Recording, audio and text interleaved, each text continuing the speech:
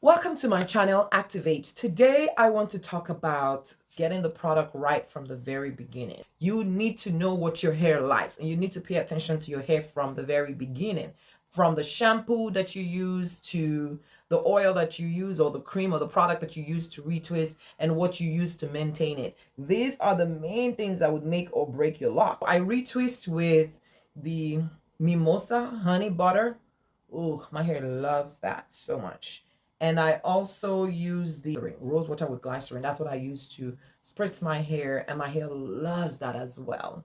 I'm trying to grow my edges back because of postpartum. I noticed some of the hair in my front, they not really lock quicker like I would want to.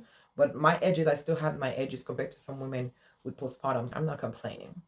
And I just now recently switched to the Mr. Bronner's shampoo. My hair loves that as well. Those are the three products that I'm using right now on my hair: is the shampoo, the glycerin, and also the honey mimosa. That's all that I do so far with my hair. If you'd like to see more videos about locks, let me know. And this is a fresh retwist that I did yesterday all by myself, and I was feeling it today. Let me give you a spin on what it looks like.